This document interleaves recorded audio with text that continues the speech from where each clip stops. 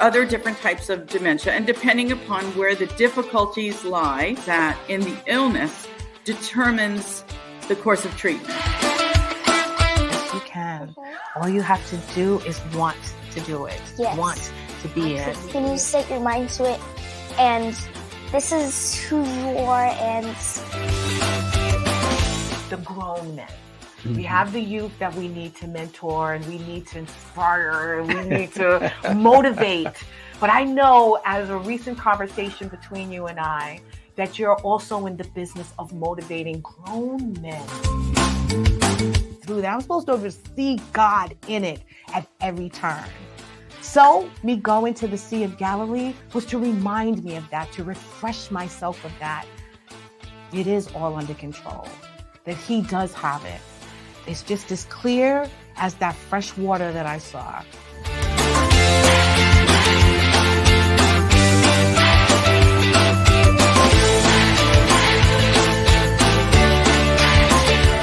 You're Our Unity, hosted by LeShawn Walker, Tuesday nights, 6 p.m. PST.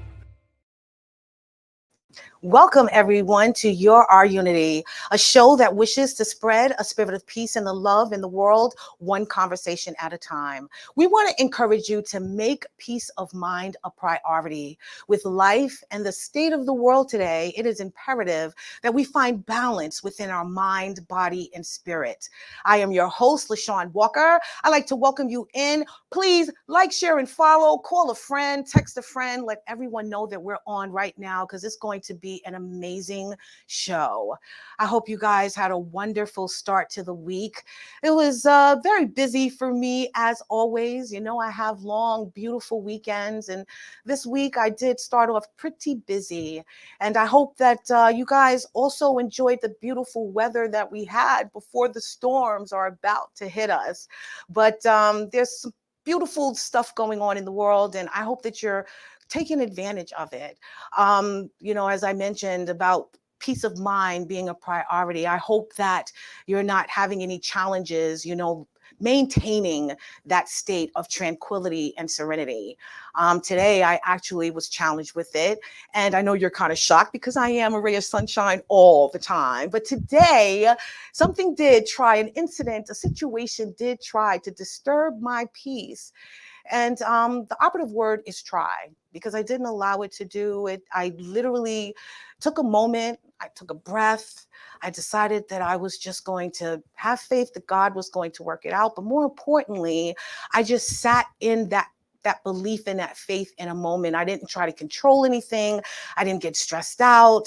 I'm still feeling the remnants of it, but I'm not going to let it control me. So I hope all of you out there are in, you know, just this peaceful state. You have harmony in your life. And if you don't, you take a moment and you breathe. You take a moment and you just say a few words to yourself to calm yourself down, or you pray. Have meditation time. There's a few things that you can do. A few of them I actually took advantage of, because I'm telling you, I was almost at that point where I was going to kind of lose it, but I didn't allow it to happen. So peace of mind, my friends, so important. So I want to share with you what I did this weekend, and this weekend brought me peace. I was with the youth in the community. I was celebrating friends and family. I went to an event to honor this young lady who was actually showing pieces from her art. So I want to share with you today in this segment of Unity in the Community.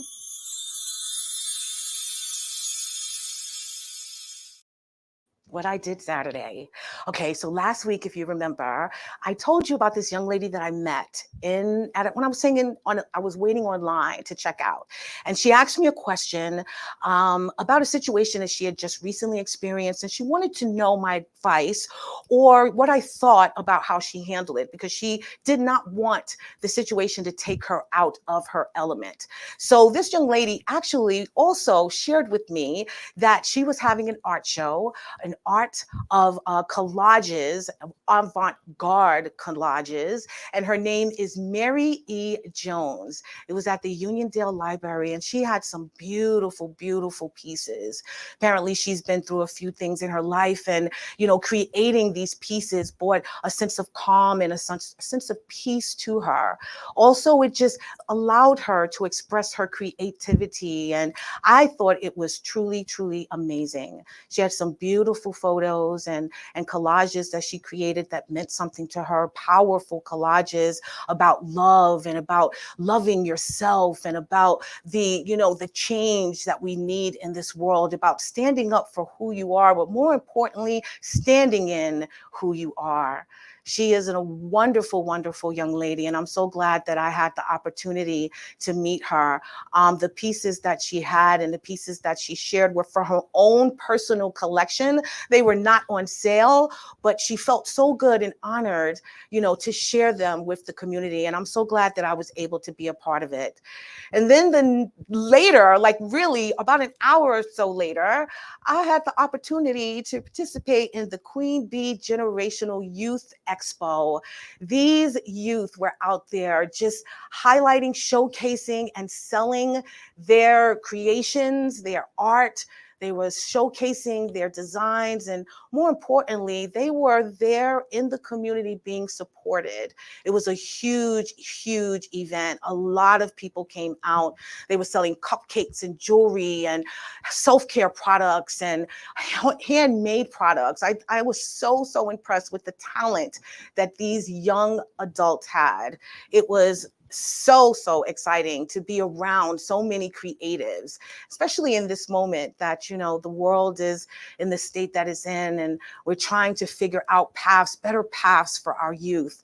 And to me, that day, they were displaying it. They were showing them exactly who they are and what they are made of. And I was just so impressed. And then on Saturday, my queen that visits us ever so often, Queen Celine, she was in the competition. She was in the the state pageant for NAM, National American Miss. So they had 3 states competing. It was Pennsylvania, New Jersey, and New York. These women, these young girls that graced the stage were so poised, so sophisticated, so beautiful. There goes Queen Celine as she was walking the stage. These amazing young ladies, you can tell that they were just graced with so much confidence in that moment. I noticed that the different categories that they were actually judged in was not just for beauty. They were also judged on community service and communication skills, their personality, and they were being encouraged to just be kind and to just love everyone, no matter what they look like, to respect one another. There were so many diverse cultures and so many different communities that were highlighted at this event. And Celine, my friends, she came away with quite a few awards. In addition to, she was able to snag the New York State title. I was so happy for her. She put in so much work. She does so much for the community, and she does so much to empower the youth in her community, which I think is so important. And I know that all the young ladies that were at the competition and that won prizes, and those that didn't, still left with some sense of self-esteem and purpose. They all just look beautiful and they just shine so bright. And I was just so happy to see them grace the stage with their unbelievable confidence and presence. So it was great. I really enjoyed this weekend. It showed me, in the midst of everything that's going on, that self-expression was highlighted and self-worth was highlighted and self-esteem, which all brings about peace of mind. These ladies, these people that I was able to surround myself with this weekend were all doing something to make themselves feel better, to make themselves feel good, to just instill in themselves that happiness and that joy that they know they need in order for them to have a well-balanced life. So I was so happy to be a part of it. It uplifted my spirits, and it made me realize that peace of mind is priority and job one, and we must all do it, not just as children, but also as adults. So it brings me to this conversation that we're going to have today about self-expression, self-worth, and self-esteem. We're going to be talking to an amazing young lady who just speaks to that, who lives and breathes that. Her name is Nisha Patel, and the title of the show is Peace of Mind. Nisha is a licensed professional counselor who realized her passion for helping others after working in marketing and management for 5 years. Nisha is the owner of Unoa Counseling for over 8 years now, and she chose the name Unoa because it means well-balanced mind. Nisha believes the cornerstone to healing and living a life you love is finding balance mentally and physically. She is trained in DBT and brain spotting. She is certified in hypnotherapy and Reiki. Her mission to others is to help others is the driving force behind her life-changing work. She is here to share her tips to a peaceful mind. So please help me welcome the beautiful Miss Nisha Patel. How are you? Great. Thank you so much for having me. Such a pleasure to be here. No problem. Thank you, my friend. I think I told you before we started the show, I need you more than ever today, my friend. Everything happens for a reason. Exactly. Oh my God, I really truly do. I appreciate you. I'm going to put my phone on mute. Thank you so much again for being here. I know it's been a busy day for the both of us, but we made it. And again, I was mentioning to everyone, what you do for a living, but I want to start before that, you telling us a little bit about your upbringing. Yeah. So I was born in Macon, Georgia, which is not South Georgia, it's Middle Georgia, but my parents actually were probably one of the first Indian families there. Okay. Believe it or not. Yeah, they migrated there in the 70s. And then, it's really interesting growing up and looking back now. We went to a school that was primarily just Caucasians, and they had never seen anybody of our skin color. Wow. Yeah. And it's really, I felt when I was in kindergarten, I remember, and someone was like, "What are you?" And I was like, "I'm Indian." And they thought I was American Indian and like moved away from me because they got scared. Yeah. How did that make you feel then? I mean, find it shocking that someone was reacting that way to you, even at that young age? I do, because that's like the memory that's like stuck in my mind where I was like, oh my, that's when it's like, you're different, but then you're like, it's put in your face that you are different, Mm-hmm. Now I will say as I got older, and because the school I went from preschool all the way to 12th grade, like my classmates ended up knowing me, knowing my family. We didn't face as much racism and things like that, but there was always subtle things, going on in the system or that we had to face for sure. Right. Mm-hmm. I see what you're saying. Let me ask you, was there a time that you found others that look like you, over time as, you started going up in grades? Yeah. So yes, my parents actually have a huge Indian community there now, believe it or not. I know. It's been great. So yes, slowly more and more families started migrating there. And it was just like, friends become family, right? Right. And so we literally just grew up. There weren't many girls. It Right. was like me and another one, and the rest were like my older brother's friends. Right. But my dad has always taught us like follow your passion, do create your own path. And for me, I did choose a different path. Like growing up, I played soccer. That was unheard of for an Indian girl to do, right? I mean, and I would just push the limit wherever I could. Right. My mom would be like, "Don't wear strapless stuff." I wear strapless stuff, like because I wanted to. Right. So I was always creating my own path, even though it wasn't what it was expected of me. Right. And I think then my parents changed their expectations. Wow. I was going to be who I was going to be. I love it. I love it. Well, let me ask you, as you're growing up and you're seeing that you're in this, I guess it's becoming more diverse community. What were your expectations of, your dreams and your passions for your adulthood? So expectations, they're raised high. So, usually I'll just put it, my sister's a surgeon, my brother's an engineer. And my mom was like, "You're meant to be a lawyer." And she's like, gotta have it. And, And school was not my thing. I will say from a very young age, I struggled in school, and I have dyslexia, and then also ADHD that was undiagnosed. So through school, it was an uphill battle for me. I did okay, but it was an uphill battle where not so much for my siblings. Right. But I learned to manage it. And when I got to college, I learned how to study on my own and just got through. But I didn't want to be a lawyer. Wow. I didn't know what I wanted to be. And then I was like, I'm going to be a teacher. I want to help people. My parents were like, no, we don't think so.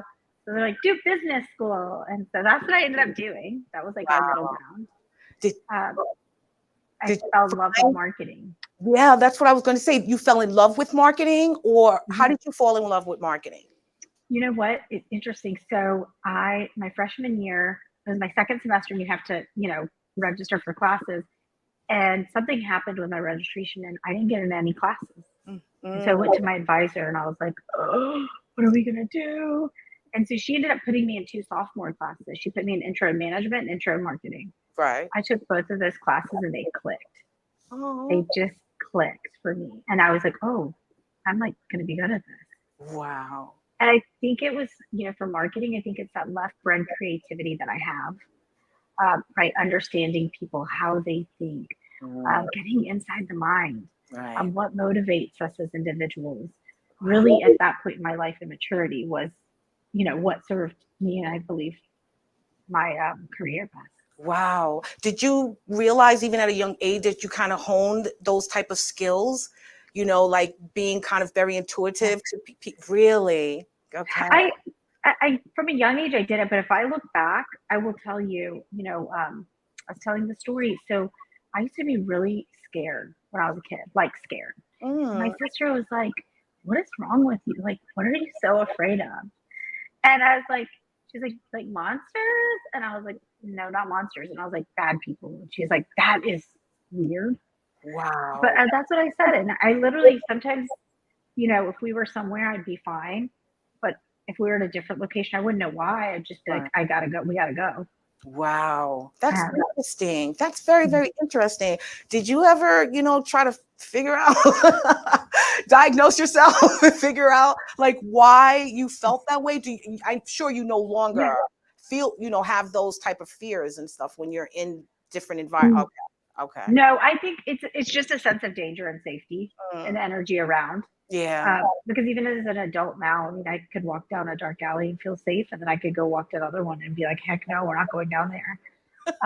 It's just this intuitive thing I get. That's what I was about to say. I think it's just you, having that ability and just being in tune with just yourself as well as, things around you. That's amazing. That's amazing, Nisha. So now you said that you fell in love with marketing and management, and yet 5 years later, you said, I'm done with it. So what happened within that 5 years that made you realize that, maybe this just isn't it, and I need to help people a little deeper?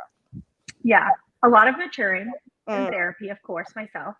But honestly, it was both that. I had my own healing journey that I had done. And I remember I had a therapist go, you're supposed to sit in my seat. And I was like, and that's the light bulb did. Still lots of fear. So I wasn't going to switch careers yet. Right. But I was like, okay. And then I got in a marketing job that was supposed to be a dream job. And this is where I believe the universe puts you where you need to be. And it was a horrible job. I mean, I was like crying every day because the guy was asking me for financial numbers and I don't do finance. And my husband's like, you're like the happiest person. Why are you crying? And I was like, in a closet. And I was like, this job, it sucks. And he's like, you know what? We're not going to look for another marketing job. Just go back to school, do what you're meant to do, and it'll all be okay. And that's what I did. Wow. But I mean, I feel like I had to get in enough pain to actually make the leap. Yeah, doesn't that usually happen to us? Yes, I mean, it wasn't going to happen unless, right? Thank you. Exactly. We just have to be to the point where we can't take it anymore and we have to do something about it. That's amazing. Well, I want to backtrack a little bit because you said you were seeing a therapist, and not to get all in your business, but what made you realize, that you needed to seek therapy? Considering, I'm assuming that, your life is going according to plan, all is well, you've had a balanced, mind, body, and spirit, a nice childhood. What made you, decide to go to a therapist? So funny you say a nice balanced childhood. I look like I had a nice balanced childhood. I did not. It was very chaotic. South Asian homes are chaotic in general, but like it was chaotic for me. And so there was just a lot of unprocessed things that were holding me back. Yeah. I was very like black and white thinking, this or that. And I just didn't feel well inside. No. I knew there was some stuff that just needed to be, come through with a professional. And so it was to the point where I was like, okay, let me do this. Let me figure out what's going on. Yeah. And again, you get to the point where it gets so uncomfortable. You Yeah. look for a solution. Yeah. And so that's what it was. I love that. I love that. I mean, it's such a stigma on therapy, especially in the Black and Brown community. It is. When I hear people, just so casually say, when I was talking to my therapist, it's like, wow, that's like a thing now. I know. Oh my God. And I love it. Don't get me wrong. I think it's so important. I think it's so, so needed. But yeah, sometimes it does. It takes me by surprise, when someone just casually just throws it into conversation. And then I'm always curious as to what led you there, because I know there's so many people that need help. And yet, our mental health issues to some point is normalized now. It's just part of who we are. So we don't, actually tackle it. So I'm always curious as to what was that point in your life that made you realize that I have to seek it. But I love that you shared that. I thank you. So you now, decided you're going to leave marketing and management and you're moving on into your own practice, your counseling service.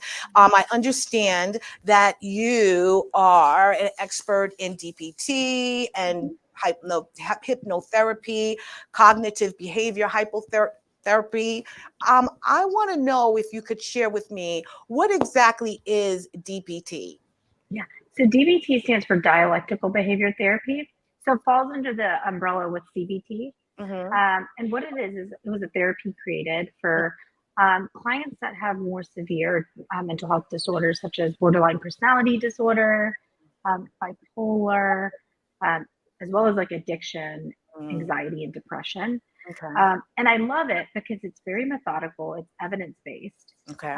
If a client needs that treatment, there's different, they have a therapist that they see weekly, then they have a group that they attend. And the group takes you through 4 different modules, which is you learn distress tolerance skills, you learn emotion regulation skills, you learn mindfulness, right? Yeah. And it's called Wise Mind. Yeah. Oh, wow. That's interesting. Who really benefits from this type of treatment or this tool? I honestly think I'm like, who really benefits? A wide variety, really. Okay. I mean, I will get clients all the way from somebody who just got out of the hospital for an attempt to take their life. Or to somebody who is just contemplating, maybe like has trouble with their anger and they are like, oh, I just sometimes want to like hurt myself. Right. And then those that like I get business like CEOs and stuff that don't know how to talk to their own employees. Yeah. So that emotional intelligence. Yeah. Those interpersonal effectiveness skills is where that comes into. I see. So some clients don't have to do the full DBT. I can do parts of it where I can do individual therapy while I'm teaching them skills as well. Okay. If they don't need the whole program, for sure. I see. All right. That's interesting. And what about brain spotting? What exactly is that? So brain spotting is very similar to EMDR. So it is where you're pretty much doing all of the work on your own. Okay. And there's music put to it that really hits certain areas of your brain. And then I have like a little wand, a stick. And what we do is we talk about an event, something that's activating for you. Maybe it's a trauma or a thought that you just can't get out. And what I do is we'll move the pointer along the person's vision. And then we stop right where they feel it the most in their body. Wow. And all they do is they're listening to the music and they can share as much as they want. I don't prompt them at all. And really our brain is so magical. It can do its own healing. Yeah. It really can. Yeah. And I have seen people who, had issues with their mothers or mom attachment stuff, motherhood wounds. And then they came out of it going, you know what? Oh my gosh, my mom, it's okay because my brother is my person.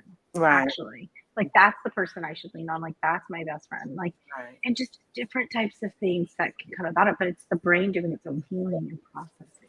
Right. Oh, wow. So let me ask you, I mean, now that you've learned, all of these different tools and treatments to help others, and you finally are out there, you have Unoa, which is about, balancing a beautiful mind.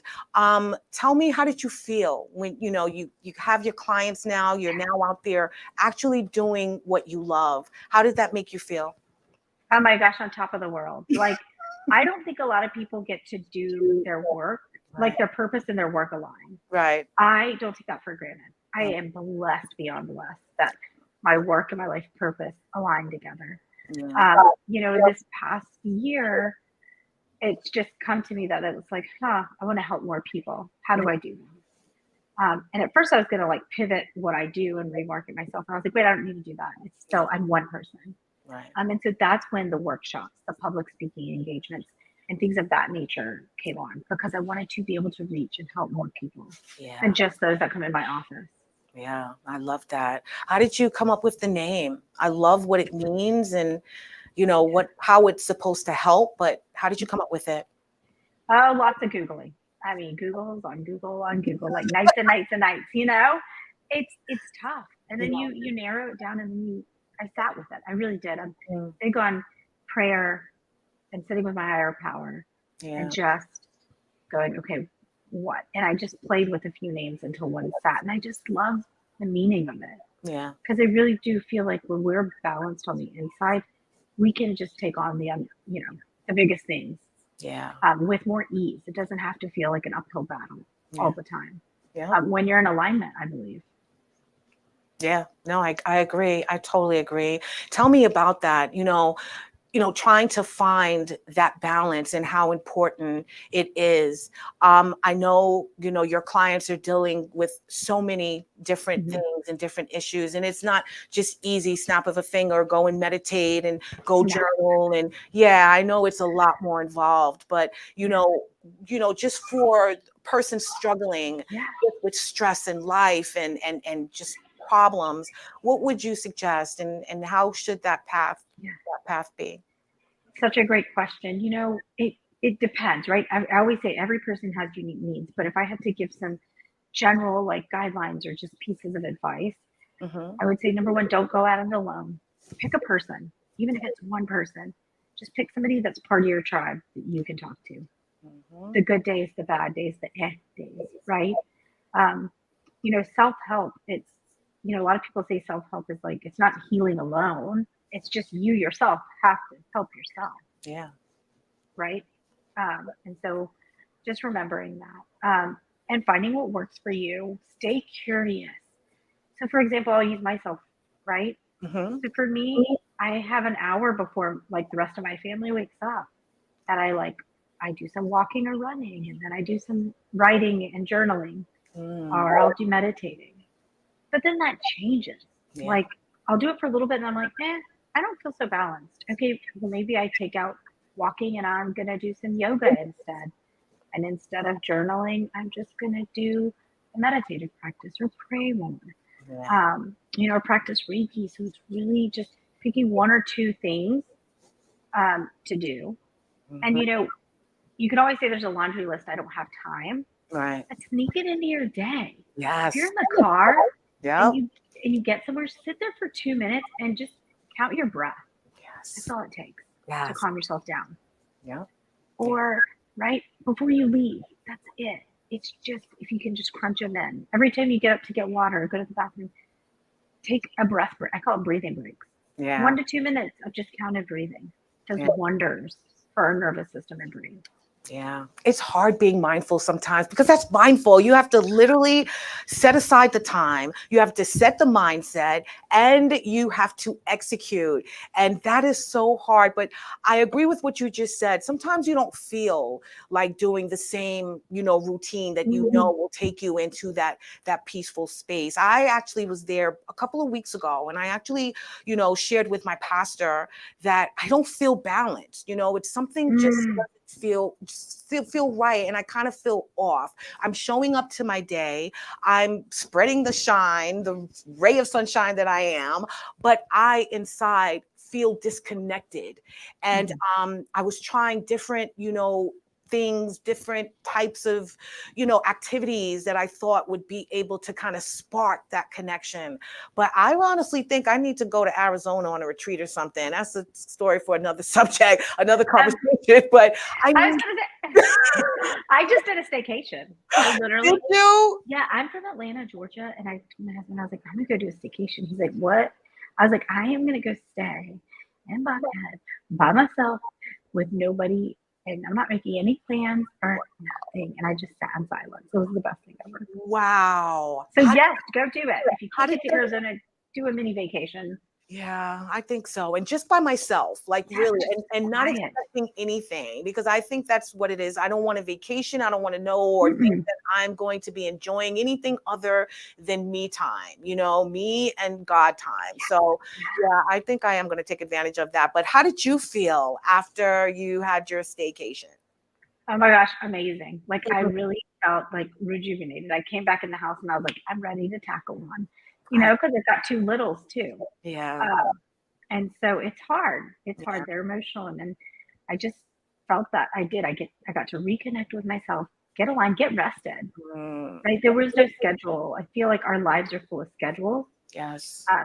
And I don't know if you're the same way, but for me, like when I'm in fight or flight and like I've got lots of things going on, I go into do mode. I become superwoman. Yeah. Yeah. So people don't even know there's anything wrong with me because they're like, "Why get so much done and you look so calm?" And I'm like, "Only if you knew what was on." Right? You're like, "Only if you knew." Oh my God. You see, so you even experienced it, and yet you are a licensed professional counselor that is teaching other people how to sort of manage these things. So, oh my God, it's amazing to me. But are you practicing what you preach, my friend? I do practice what I preach. That's part of life, though. Yeah. Right? Life is going to happen. We can't stop that from happening. It's how you handle it. Yeah. And so it's remaining curious. For me, that was curious. Like, I'm showing up for everybody. I don't feel attuned with myself. What do I need? Oh, I need a staycation. Yeah. There you go. Yeah. So it's giving yourself what you need. I always tell people, if your therapist tells you they have it all together, I don't know about that one, because we're human. I am one of the therapists that people know me, like they see, it's just funny. I'm like, how are you going to connect with me if you don't see that I also have been through things? Yeah. It's not my credentialing that makes me credible. It's that I've been through life and a lot of life experiences and know how to get my way out of them and help get other people out of them as well. I love that. And that helps others, to believe and trust in you as well, that you've experienced and you've gone through it, because you do. You get tired of I understand, but yet you have not walked, the path that I've walked. So I love that. Well, we know, mental health issues are real right now, especially, with the way the world is, the huge divide between everyone, and just the years of undiagnosed issues that people have had, and we're grappling with it. And I think that it's being highlighted and more revered, and more prevalent now because we are in the spotlight. And I say that we are in the spotlight because of social media, because of, just being out in the world and trying to live our lives. So I want to know from you, how important do you feel, especially now, adults, do something to heal themselves, to find that balance, to seek therapy if needed, and take advantage of the resources and tools that are available to them so that they can be these whole, fulfilled individuals? I think it is very important. I think it's a time where, I think you and I were talking about this, right? Where it's like, if we want the ocean to be healthy, and healed, we're all little droplets. Yeah. So we've got to heal ourselves to put her into that ocean that we all want. That universe, that energy that we're all seeking, right? We have to first have the energy and healing within ourselves to be able to give it out to the world. Yeah. And that doesn't mean that you're all healed and then, okay, a pretty bow. Then you go, no. You also get okay with your messiness. Like there's levels of healings and there's different parts of life. But if not for yourself, do it for the next generation, because we're just passing down mental health disorders. We're passing down trauma. We're passing down maladaptive behaviors, coping mechanisms, addictions. Yeah. And so it's got to stop somewhere. I consider myself a cycle breaker. And that means I'm stopping a lot of unhealthy cycles in my family, in my community. And that's what it's going to take. Yeah. It's going to take, and if you can't afford a therapist, right? Like let's say someone's like, I can't, try a service like BetterHelp. They have different pricing options. Yeah. Go online. Some therapists actually do pro bono work, where they'll take clients at a sliding fee or for no cost for a little while. Right. So, I try not to get discouraged. And if therapists or counselors too intimidating, I say go look for a coach, a life coach. Yeah. That's okay. Yeah. I agree. And I love that you said that as well, that if you don't feel comfortable going to a therapist, there are other outlets. Share with me what those other outlets are for people that are afraid or intimidated by a therapist. Yeah. Like I said, there's always life coaches. You can go to your churches, you can go to temples, right? There's always people like that you can go to. Yeah. Other community organizations, even groups of like meditative groups, I say, they have those different retreats you can go on that are very healing. There are just different sects and different things you can do. You got to think outside the box. Yeah. I think the key is to not tackling it alone, though. Yeah. No, I agree. We humans are meant to be connected. Yes, we are. Yes, we are, my friend. Yeah. I love that you also mentioned the fact that you're breaking generational curses. That's where I feel like I'm at right now.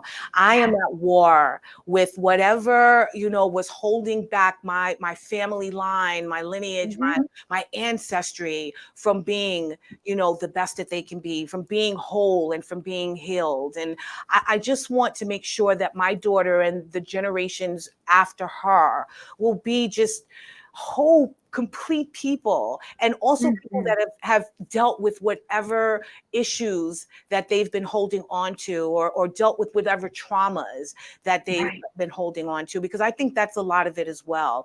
I always mention on the show, I'm from a generation that it's like, you just don't say anything, just keep your mouth shut. Oh, yeah. Yeah, that's do as I say, not as I do type of thing.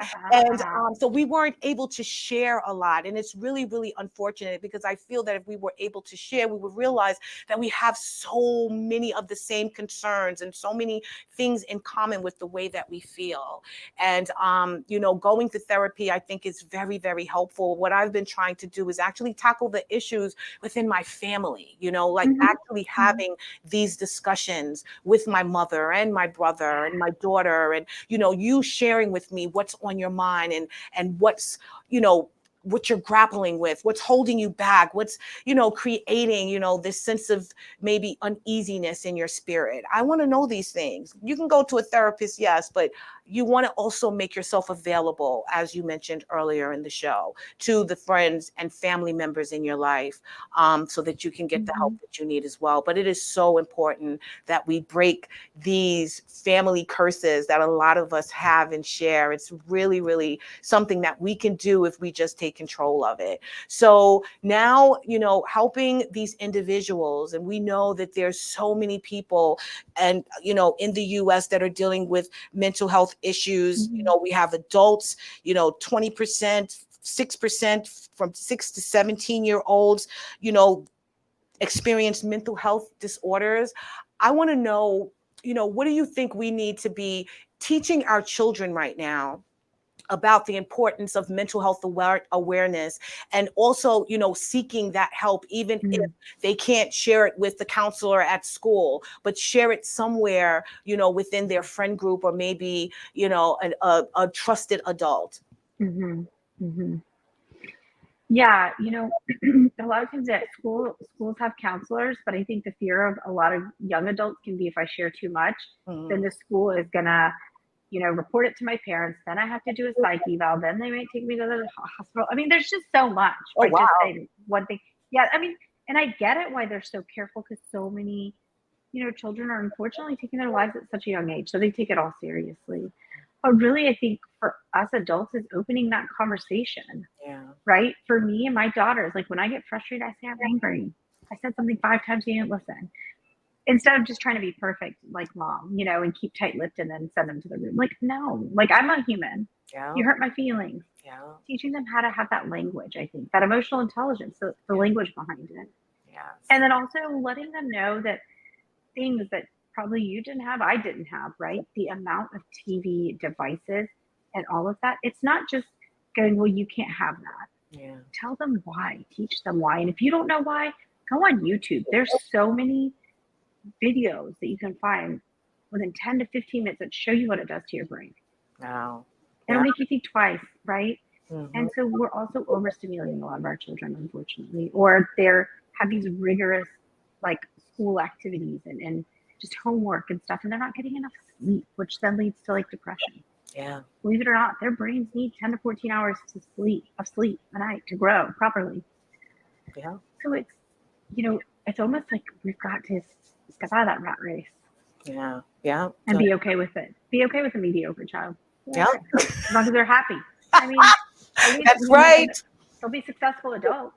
Yes, yes, yes. And if you instill the right values in them and you give them the right core information and knowledge, I really feel that they're going to grow into these people regardless. They don't have to be such overachievers, when they're young. They have plenty of time for that. They really do. And speaking of that, I mean, the pandemic, we all went through some changes, and I think it also highlighted, a lot of mental illness in people at that time as well.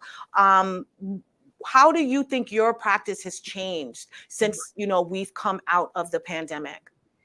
So number one, I only used to see my clients in person. Through the pandemic. Everything became virtual. Everything. And then I do have office hours, but because it's easier, it's more convenient, and people that don't live close by can see me. Right. Most people still want to stay virtual. Yes. And and that's okay. You know what? That just means more people can access help. Mm-hmm. And for me, my private practice, personally, it ended up, I usually just worked with young adults and adults. Mm-hmm. I actually started seeing a little bit more teens for a little while because there was such a need for it. Yeah. And a few of the local physicians that I work with were like, we have a need. You take complicated cases. Yeah. And I would. It was what the universe needed at that time, what these children needed at that time. So that's how it changed for me, and now it's changing again, morphing back. Yeah. But yeah. What are you finding? That the children are in need of more now than ever, and how are you kind of filling that space for them? I wish I could. Oh my gosh, I wish I could. A lot of it's their home environment, believe it or not. I mean, you can give these kids anything in the world, but all they want is their parents' time. Yeah. Somebody to watch over them, somebody to look over them. Yeah. Somebody to actually like take their devices away. You're gonna be like, you hate devices, don't you? But it is. I mean, when these kids are on their phone at 10 and 11 at night, like, and then it's like, well, why is my child depressed? Well, because they're scrolling on Insta. Instagram all night. Comparing themselves. Yeah. No, you're That's absolutely why. right. Yeah. It's not like they're looking up like positive affirmations and like trying to get empowered. Exactly. Right? Yeah. They're No. obsessing over everyone else's life and everything else that's going on in the world. It's hard. It's so hard. My heart really goes out to these young kids. I mean, peace of mind. That is our discussion today, and Yeah. how we actually acquire it. Mm. With these children and the things, you know, that they have to deal with on a daily basis, and just the obstacles that they have. How can they maintain peace of mind in the chaos? Oof, that's a hard one. You know, I think it's learning from somebody like myself or another adult. Their parents. Parents are great. You know, they don't listen to the parents. Parents are good teachers. Teachers can teach us. Schools can teach us. How do you create a barrier between you and the outside noise? Right. Right? Because all the noise, everything from school, all the comparisons, they used to stay at school back in the day, right? Like we'd go home and that's it. It comes home with them. Comes home. Yes. Yep. It chases them all day. So we've got to teach them how to turn it off, Yeah. turn it down. And until they can know how to do it, we do it for them. Yes. Really, because they don't have the brain development to even make good choices yet. Mm-hmm. So it's one of those things where it's like, okay, they can't really make good decision making. They're going to go off of what they want versus what they need. Right. So you need to help them and find that middle ground. Exactly. And And seeking. advocate.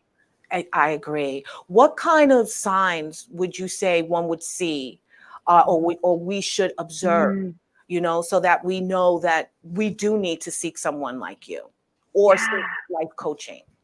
yeah. So I will say loss of interest, like kind of just, it's not like life is bad, Yeah. or like life is good, but you're not feeling it. Yeah. You're not feeling it. Yeah. One that people miss, and believe it or not, but this one's a big sign of depression, is not showering. People are like, wait, what? And I'm like, Wow. I'll ask a lot of my clients, I'm like, when's the last time you showered? And like, depending on what they tell me, I can tell what's going on, Yeah. right? How much time you want to sleep, increase sleep. I would say that's another one. And then for the over high achievers, what are you running from? That's what I ask. Wow. Because theirs doesn't look like staying in bed Right. and disheveled. Theirs looks like hair, makeup done, and getting to run around. So it's even making them pause and go, what are you running from? Yeah. So when you find yourself running really fast and you're like, I'm running, but I don't feel it, pause. Yeah. Take a pause. Check in with yourself. Yeah. I love it. What kind of resources do you suggest we use, you know, when we're at a loss? I mean, I understand you do, you're into all types of holistic healing and treatments. And I also understand you do hypnotherapy. Hypnotherapy, yeah. Real quick, tell me about that. I don't know why when I was younger, I thought that was just, trust me, I thought it was. Everybody still does. I know. Everybody still does. And believe me, I did too. So I'm a big believer in the therapies that I've learned. Right. I've actually either sat in on training of it being done, or I've had it done to me. So I had hypnotherapy done to me before I got certified in it. Because I was like, so what is this? Does this actually work? Suspicious. Yeah. So what it does is actually, it's great for, I would say, you know, people in our communities, especially who have a hard time putting words to things that they're either thinking or feeling, or even past events that are still affecting them today. Okay. Right? What it does is there's a meditative part at the beginning. It gets you down to a really relaxed state of mind, and we call it the window of tolerance. And so in that state of mind, depending on what you're working on, the therapist will guide the person with questions and just introspective work. And then they really create a new learning around a certain event or thought.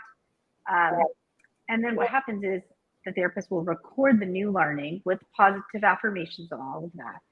And then they wake up the client up out of it. And you're in control the whole time. It's not like someone's like, I'm not like, stand up, turn around. Like, no. Yeah. Okay. But, you know, an example of how it works is I had a client who had thought that she had gotten drugged and sexually abused. And so she was just like, adamant. And it took her 6 months to even just tell me that this had occurred. Wow. And so finally we started processing it. And then what she realized was, as we went through it during hypno, she goes, oh, you know what? The person had actually had put the drug in a different drink. It wasn't the one I drank. So even though I felt out of it, it was actually because I was just like, my body was in fight or flight. Right. I was like dizzy because I was distorted, but it wasn't because I actually took anything, and I was safe the whole time. Like Wow. I actually was able to defend myself and get myself to safety. It wasn't like Right. what she had remembered. Right. And how empowering for her to No, remember that. that is, and to remember that and go back into that moment, I think that's fascinating. Oh my goodness, I might have to try that, my friend. So, in terms of your Reiki and your holistic healing, because time is winding down, tell us a little about how important it is for you that we do seek out other holistic, practices in order for us to heal our mind, body, and spirit, and also to bring it into balance. Yeah, I think it's very important. Again, it's that whole, finding balance within, right? And having the energies flow throughout the body. And what Reiki does is when there's blocked energy, if there is an injury, that could be a physical injury or mental, like wherever you're stuck ailment, it helps get the energy flowing, right? The person is doing nothing to you. They're not putting anything inside of you. They're just helping get the energy flowing within you. Yes. Right. And so let's say you're like, I can't go to a Reiki person. Okay. Well, again, there are meditations and videos on it that you can do. Yeah. That you can start somewhere. Yeah. I was one of those people that when I first got into therapy, I couldn't sit still for 2 seconds. So when they were like, you need to meditate, I was like, I run sprints. I don't meditate. That's what calms me down, right? Right. But where I started, I remember I started by listening to guided meditation because it gave me something to do while I was doing nothing. Right. Yes. Yeah. Right? People that are like, I can't sit still and do nothing. That's okay. Just listen to somebody or something. I like that. You don't need to sit in silence. You don't have to go from 0 to 100. Yeah. 2 minutes of listening to somebody talk. Yeah. I love it. That's great advice. Let me ask you, how do you partner your, holistic, means with your actual professional medicine? Tell me about that. Yeah. So it's like, I do take a really holistic approach. Like I said, my clients all have unique and different needs, right? And I think through talk therapy, you can process so much and you can only get so far sometimes with certain issues. Yeah. And that's what I will welcome in, like, hey, you know what? I think that there's some deeper rooted stuff that we're just not getting to because the rational part of the brain kind of steps in and says, we're not going any deeper. We're going to stop right here. And it's just like hitting a brick wall. Yeah. So what I do is brain spotting, hypnotherapy, Reiki. I feel like it's like getting a bypass behind that wall, around that wall, so we can get underneath that surface. I like that. And so then they also have the skills of once we get under the surface and maybe reveal some stuff, that they have tools that they can self-soothe. And so they're not just raw and out in the world, but they know how to help themselves too, to feel better while they're processing some heavier stuff. See, I see. I think that's what you're saying is like you're letting down that wall. You're just releasing the closet, trying to release that heavy energy from you so that you'll be able to receive the therapy, the treatments and things of that nature, cleansing your mind to receive the help. I like that. I really, really do. Oh man, Nisha, that is wonderful. So tell me, what is on your mind? What would you like to share with the viewers before we go? Yeah. So today's a really special day. Today's one of those days where, you're supposed to manifest today. Manifest, manifest, manifest. And if you're like, what does that mean? It's supposedly the luckiest day to be manifesting, strongest day of the year. So write one sentence of maybe where you want to be next year. I am going to be, and just put it on a sheet of paper, save it somewhere, and just let it be. And just see what happens. Just let it be. Put it out there. I love it. And nothing's too big. That's right. Nothing is too big. And how will that help us on our path to peace of mind? Please share. Yes. I think when we put out there what we want, we ourselves in our brain, body, mind start working towards it at a subconscious level. And when we are aligned with what we want or what we need or our purpose, that's when you get the peace of mind. Right? It is that I believe when we're out of alignment with our core values and our true selves, that's when we become chaotic and we lose with peace. We lose touch with peace. Yeah. Yeah.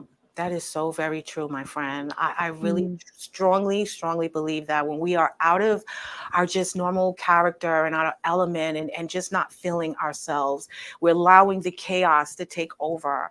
That is when we need to realign ourselves with ourselves and find that inner peace. I really appreciate you, Nisha, for being here. Oh, thank you so much. Wealth of information. I do want you to come back, my friend, because I want I to will. dig so much deeper into actually everything that you do, the dialectical behavior, hypnotherapy. I'm so interested in all of those treatments and how they can help others out there who have real, serious mental health issues and who could definitely need, use your services or seek out those who offer them. So is there any last thing that you would like to share other than the manifestation of just writing it down and just letting it be? Yeah. Give yourself grace. Oh my gosh. Give yourself grace. This journey is not perfect. Yes. No journey is perfect. Yes. So give yourself grace and stay curious. Yes. It's a journey. There's not an end point. That's right. You just get deeper and deeper and learn deeper and deeper and become more and more connected. Yes. I love it. We're going to put up your information. Yeah, thank Please reach out to her at Yanoa Counseling.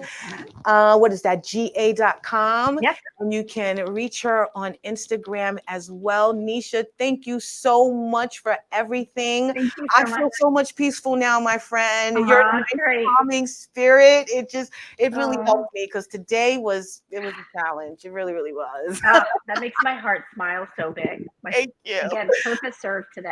No, thank you so much. So I want to get real quick. No problem. Do not go anywhere. We're going to get real quick to the Dare to Be You. And the Dare to Be You is: peace of mind is clearly an eternal matter. It must begin with your own thoughts and then extend outward. It is from your peace of mind that a peaceful perception of the world arises. And honestly, that's what Nisha spoke to today, that we have to just eternalize the good, just work on the bad so that we can be better and we can be whole and we can be complete, joyful people that we were created to be, and also share that with our family and our friends. I want to just let you know that, even though today it was a challenge for me to maintain that peace of mind, I was able to do so with a lot of the advice that she gave, which was to breathe, which was to ride, which was to take a moment. And I did that. And I feel so much better, but it is work. And I want you guys to go out there and to continue to do the work. We are put here to be happy and whole people, but we have to put in the work to do so. We have to make sure that we are living that happy and healthy life. So I want to thank you so much, Nisha, for being here and sharing the journey to a peaceful mind. I want you to have a wonderful evening. Please, please do not forget to come back. I want you guys, please, to come back next week to watch another episode of Your Our Unity. We will have Gina Bradshaw on, and we will also be talking about spiritual and holistic, beautiful things. I want you to have a wonderful week, and remember that peace and love is in the palm of our hand. So let's go out there and be some love, give some love, and share some love. I will see you next week. Remember, I love you, and have a wonderful evening. Say good night, Nisha. Good night. Thank you. See you later. Bye-bye.